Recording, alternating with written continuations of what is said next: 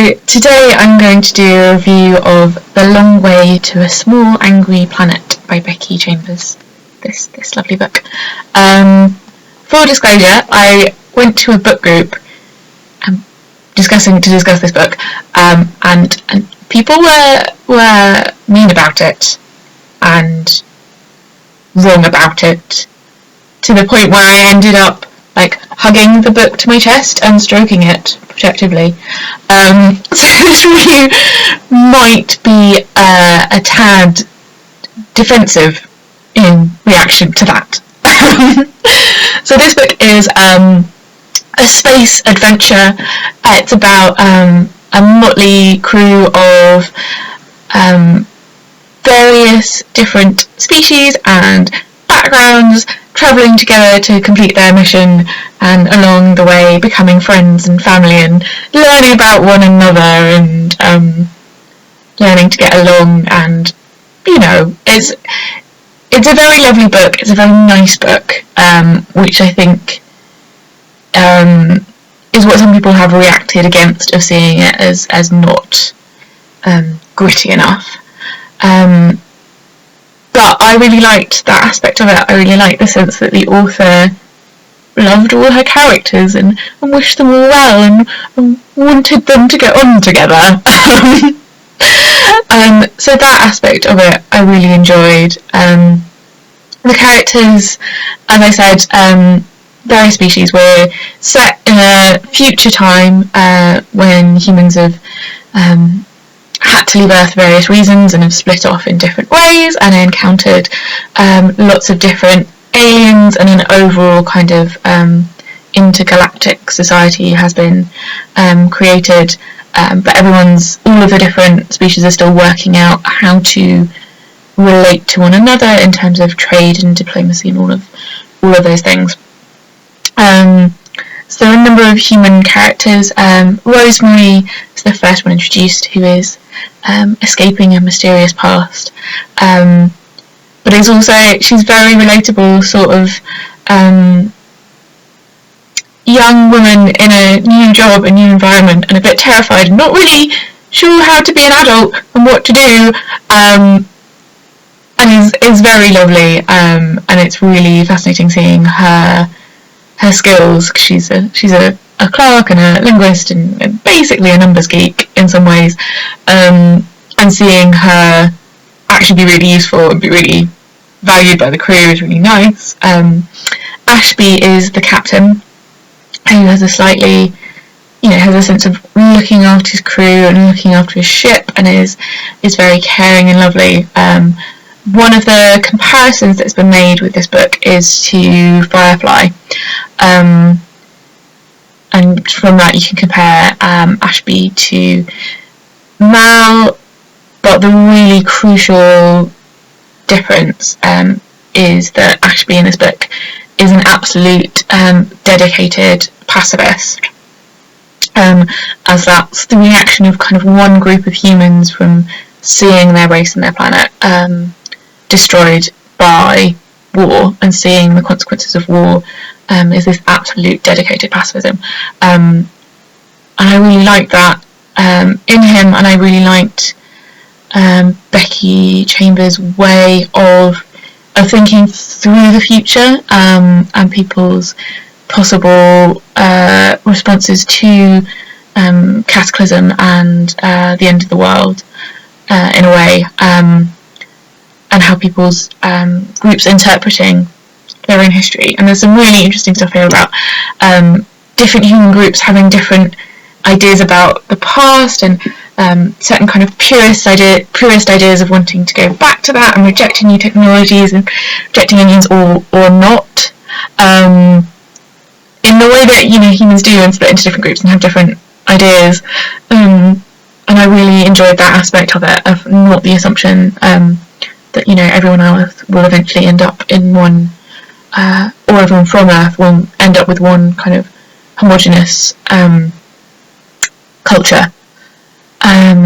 So yes, there's also Sissix, who is from a lizard, or not lizard, kind of reptilian people. In fact, lizard is used as considered a slur. Yeah, sorry, I shouldn't have said that.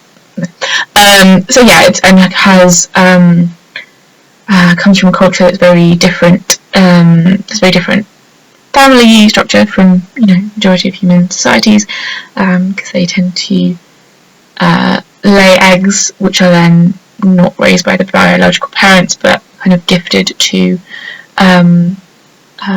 clutch family, I think it is. And there's they're young and not considered people, and there's not this valuing of children. And it's really interesting to see the description of her kind of home planet and family and what family means to her.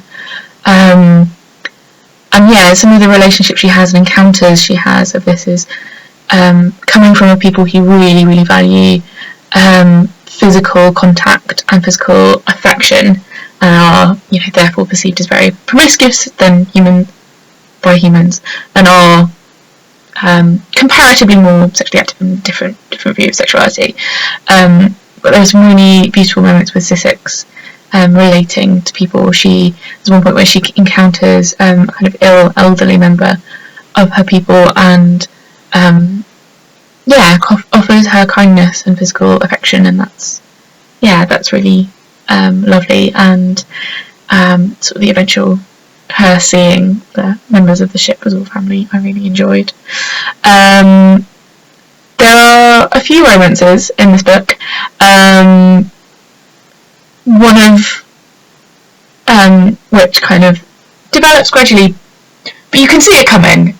And I was at a book group where someone was like, no, this character is doing it as a favour to a friend, there's no desire there.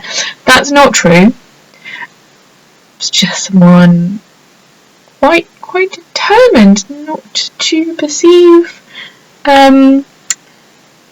desire between female characters.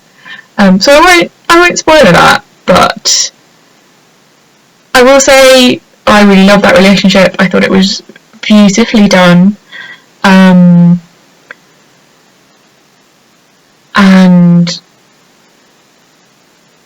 it's very annoying to have queer characters denied when it's canon, because they're often not canon. So yeah, I absolutely loved that aspect of the book. There are a few other romances, including Ashby with a member of another more warlike, non-pacifist people, and like the intensity of that long-distance relationship with someone whose life is potentially in danger, and that's portrayed. And when I said this is seen as a nice and fluffy book, actually there is a lot of hard stuff in there about the consequences of war and the moral choices that are necessary during war and the consequences of that. So there's the character Dr. Chef is kind of the last of one of the very small group remaining of his race that have been torn apart by war. And these are all people, they're all kind of different groups that have experienced war in their past and reacted to it in different ways.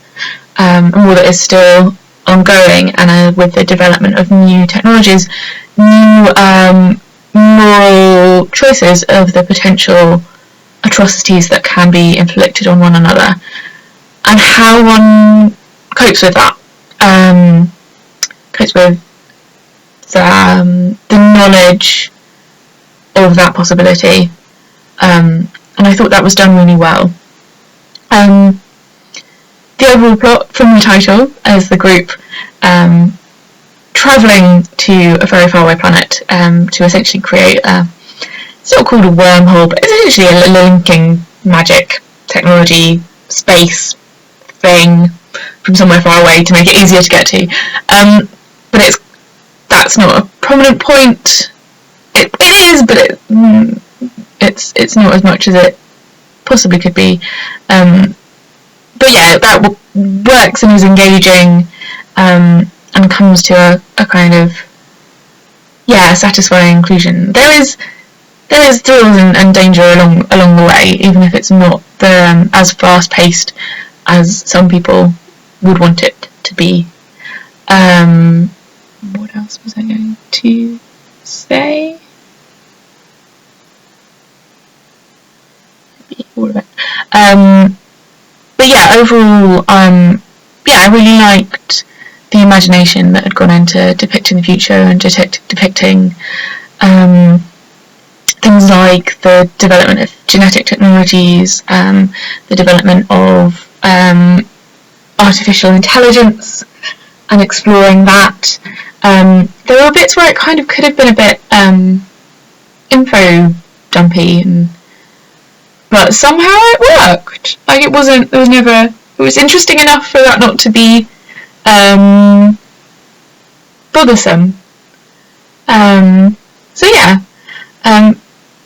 So overall, this is a book that I have a lot of kind of affection and love for, because of the characters that I really enjoyed learning about. I haven't even mentioned Kizzy, who's the sort of excitable, joyful mechanic, and her kind of brotherly sibling relationship with Jenks and their friends that they encounter along the way.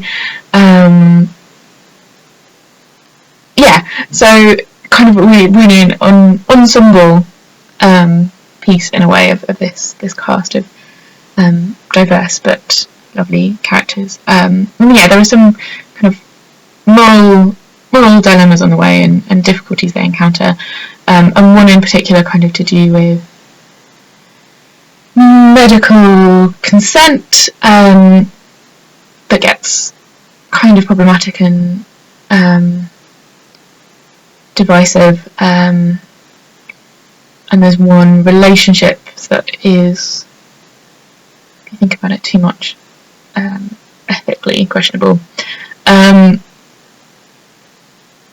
But yeah, it was interesting to have those issues explored, and I will definitely be looking out for the sequel. So yes, overall, this is a book I really loved and thoroughly would recommend it. It was longlisted for the Bailey's Prize. I think it's been nominated for some of the other sci-fi prizes, despite being originally self-published through Kickstarter. It's in my local library, and it may well be in quite a lot of other local libraries, public libraries. So hopefully you'll be able to seek it out and find it.